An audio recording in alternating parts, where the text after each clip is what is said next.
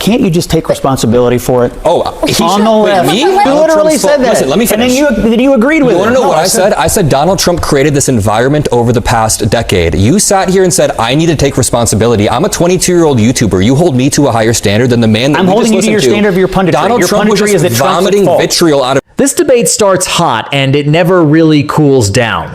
A 22-year-old YouTuber walks into a live panel on CNN and ends up going head-to-head with a seasoned conservative commentator.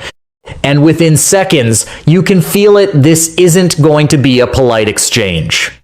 It's going to be a clash over something much bigger: responsibility, power, and who's really fueling America's political fire. Because sitting across from him isn't just anyone, it's a vocal defender of Donald Trump. And the moment they start talking about political prosecutions, the entire conversation spirals into one core question: is Trump abusing power, or is this just politics as usual? And what follows is less of a debate and more of a pressure test. The series of events that took place here, we have to actually be clear about what happened, right? He tried to pressure Eric Siebert at the Eastern District of Virginia to pursue this prosecution. He did not. The U.S. prosecutors there said they did not see enough evidence. So he forces him out. He publicly declares to Pam Bondi, you need to target these political enemies, specifically labeling James Comey. And then, right after that, installs Lindsay Halligan, a former insurance lawyer with no prosecutorial experience, to go in there, and then within days, Comey's indicted, even after rank and file prosecutors, they gave her a declination memo that said, this is why we don't think there's enough evidence. So I don't think this is just the process playing out. I think this is Donald Trump explicitly abusing his power and directing a prosecution of a political enemy. You said we have to be very clear about what happened, and then you left out the most critical part, where a prosecutor has to go into a grand jury, present the evidence, and make the case why charges are warranted. And the grand jury has to agree with that. In this case, they did. Now, I don't know if he'll be convicted or not, but you can't leave out and deny that there's a critical step where average, ordinary Americans get put in a room and they ultimately have to decide, does a case go or does it not go? And then they will decide whether you're guilty or whether you're not guilty. That is an important part of the process that he cannot really alter or change. Just worth noting, I mean, two things. One, there was a third charge that the grand jury said no to. But also, I mean, this is, you probably will hear a lot about this as this proceeds. Probable cause is what you need to get a charge, which is a very low bar. Beyond a reasonable doubt is what you need to actually convict. But to Alyssa's point, that may not be the point of the message that's being sent here. Yeah, Donald Trump has done this with a few people. He directly calls out their name online on his True Social, and then within days, you see them either targeted, their show gets pulled off, they get indicted. And when it comes to Eric Siebert, you can sit here and argue that, Trump had nothing to do with this, but it's so clear that he was putting his thumb on the scale when he fired Eric Siebert, and then, 6 days before the statute of limitations are up, this new federal prosecutor is rushing this through. And I agree, we should let the process play out. It's fine to let it go through a grand jury, but can you at least concede that Trump was putting his thumb on the scale when he posted Comey's name, 4 days before Comey was indicted? I don't think anyone is disputing that he thinks James Comey Did he put his thumb on the scale, is a bad person who deserves to be investigated, and if a grand jury so chooses, Did Trump put his thumb on the scale, though? He has never denied that. He's been very clear about it, has he not? Isn't this all just kind of exhausting for the American public? Like, Trump did run on we shouldn't weaponize the DOJ. It's exhausting now? No, it was exhausting when Biden did it. It was exhausting. Now we're exhausted. No. I criticized it when Joe Biden did it. Can I ask you? But now he's choosing to do the exact same thing at a much grander scale, all while there are fewer jobs than there are people unemployed right now. Comey's not running for president. He was running for president. He had a trial. Can anyone point to one single example of President Joe Biden, privately or publicly, in any documented evidence of our reality, directing his Attorney General Merrick Garland to prosecute his political opponents, let alone protect his own son, who got indicted under his watch? When did what? Show me. He pardoned him. Show me the answer to when did he direct Merrick Garland to prosecute Donald Trump? I want to hear an answer to that. He publicly, in a Politico story, was reported to have been fuming to anyone who would listen that Merrick Garland was not moving fast enough. Did he tell Merrick Garland? He publicly was fuming privately? Is that what you said right there? He's asked for evidence of it. He was in a Politico story. There was reporting on it. Did he tell Merrick Garland? I don't know what he did. Prosecute here we go. these specific people? And by the way, I don't know a living Democrat who thinks Merrick Garland. I think this is super important. So are you suggesting that that because Joe Biden was angry about something but didn't express it to Merrick Garland, that constitutes You don't know pressure whether on he Merrick did or he Garland? didn't, but I know it was put No, in but a do you story. know- but do you know? This is what you guys just said. He says things out I mean, loud. Scott- Joe Scott. Biden said things out Scott, loud or had it I think reported in a Politico so people would hear I think it's a really simple it. factual issue here with this idea that Democrats, Joe Biden did this to Trump.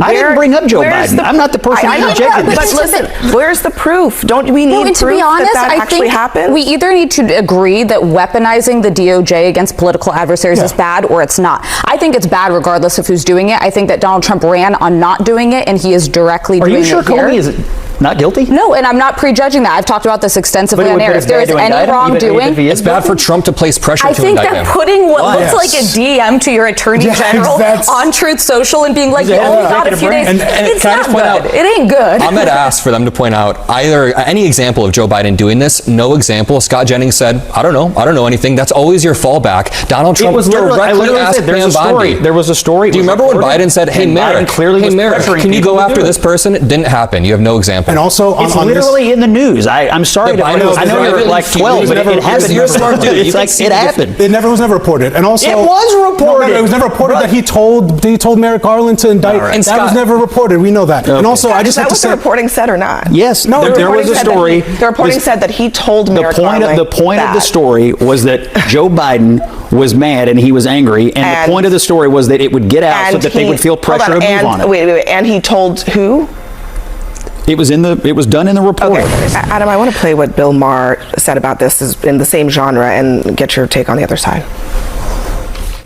The Democrats definitely need an outsider. To me, the Democratic Party is a ghost brand. And if you could have somebody take it over, who's not sentimental about that company and, relaunch it, rebrand it. But it would have to be somebody who is unapologetic about calling them out. People have lost faith in the Democratic Party for very good reasons. You're the only one I hear who, doesn't look like he cares what the other Democrats will say. He compared them to Abercrombie and Fitch, a ghost brand. What do you think?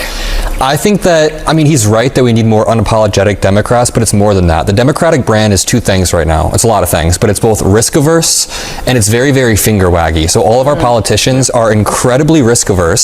So they're not out there taking risks or trying to do new things.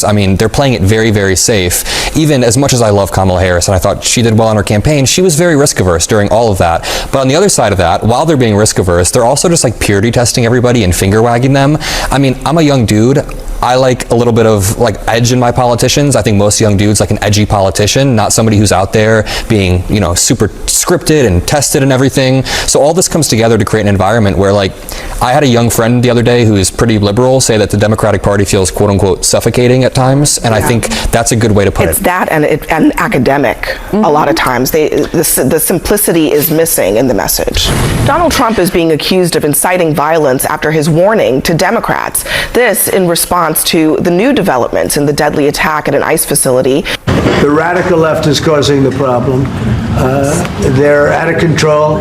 They're saying things, and they're really dumb people. I look at Crockett. I look at some of these people. They're very low IQ people, actually. But the radical left is causing this problem, not the right, the radical left. And it's going to get worse, and ultimately it's going to go back on them. Bad things happen when they play these games. And I'll give you a little clue. The right is a lot tougher than the left. But the right's not doing this. They're not doing it. And they better not get them energized. That was an odd thing to say. In this moment, the point about the kind of anti-ICE nature of the shooting is taken, right? We know that. But then for him to say it might come back to them, I'm not sure that is what's right here. Yeah, I'm pretty tired of conservatives gaslighting about the current political environment and Donald Trump's rhetoric when all of this escalation can be traced back to his entrance into American politics. His claim to fame was saying that Obama wasn't born in America. He was the first presidential candidate to have his crowd chant, "Lock her up," about a political opponent. You can bring up the insurrection. Even in the past few weeks, my home city of Chicago, he posted a photo of Chicago being invaded by the Department of War. So the broader point here is Donald Trump endlessly deflects and tries to blame it on the other side when he is the one responsible for amping up the tension in America. And I've spent all of my formative years throughout high school, throughout college, looking to the president, who I'm supposed to be able to look up to, and seeing somebody who's trying to place blame on the left, who's amping up the rhetoric constantly. And yeah, it's not good. So you think it's Donald Trump's fault that a deranged leftist climbed up to the top of a building and shot up the ICE facility, not once now, but twice in Texas? I think it's Donald Trump's fault that America has gotten to this heated place. I think that no responsibility for the radicalization on the left that's causing this violent outburst. That 29-year-old is radicalized by online communities and online algorithms. I'm not going to blame that directly on Trump, but he was caught in a lot of online video game algorithms and all these communities. Donald Trump, but it's Trump's 10 fault. years ago, Donald Trump amped up the tension in America. It's so he ran obvious. 10 years ago, and this guy then 10 years later, somehow you're connecting. Can't you just take responsibility for it? Oh, on the left. Me? Let's not do the he has to take responsibility because he's a Democrat. I'm a 22-year-old YouTuber. You want me to take more responsibility than the president of the United States? I want you to understand. I'm a 22-year-old YouTuber. I want you to understand that we are in the middle of an epidemic of left-wing violence. They're attacking ICE. They shot Charlie. It's happening all over the country. We have these Free Palestine people running around trying to burn down the Pennsylvania governor's mansion. On and on then and maybe on. The president, it's not Trump's fault the president of the that United the left States is radicalized to the point of saying, we're done talking and we're going to start shooting. Scott, is Trump amping down the tensions?